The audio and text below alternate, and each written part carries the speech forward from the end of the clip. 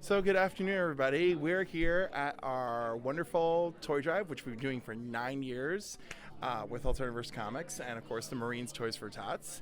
And we're the only civilian toy drive in Dutchess County and Ulster and Orange. And so, we're like super proud of that. With me right now, I have Mina Elwell. And she has a fantastic comic book out now, and the graphic novel is available, and it's called Halicious. Mina, thank you for joining us. Thank you. So what can you tell us about Halicious?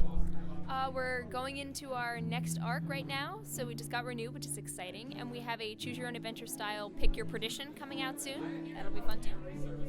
Pick your...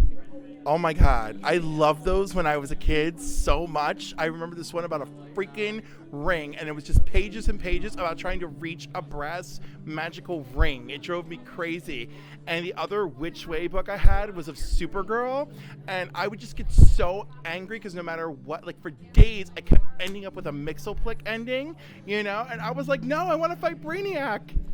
I had a Batman one, and I consistently would just end up somehow giving my people to Two-Face, and he would just be like, oh, hostages, I'll leave them with a safe lawyer. No.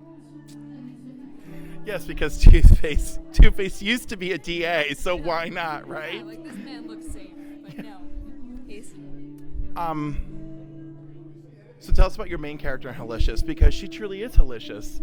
Yeah, she's just a nice girl. She's looks about 7 years old, and she's perky and friendly and loves her family, but her family happens to be the, holy family of hell.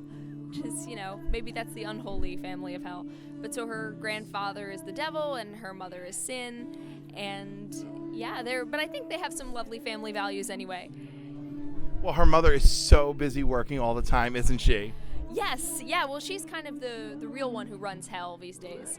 And she's a tough single mom and a businesswoman. And, her business just happens to be the torture of damned souls. I love it. And speaking of family values, do you have a favorite Christmas memory you'd like to share with us? Definitely. I think my favorite Christmas memory is actually when my grandmother came to stay with us for Christmas, and I was a little kid and I was playing my CD-ROMs, and she was like, what is that? Because she never really used a computer in her whole life.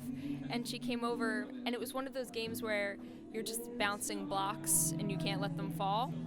So like Tetris style, but even more rudimentary. And she came over and she was like, okay, I guess I'll try it. And then she spent all Christmas bouncing blocks off of this little thing at the bottom and putting these things together. We'd be like, do you want to come have dinner with us? Or, sing some Christmas carols? And she was like, no, I have to do this. So it was pretty wonderful to get her hooked for, her first Christmas. I actually love that Christmas story. And so, and now we have tablets to get grandmothers hooked on things everywhere. So yes, get your loved ones interested in video games this Christmas. Well, thank you very much for joining us today. It was a pleasure. Thank you.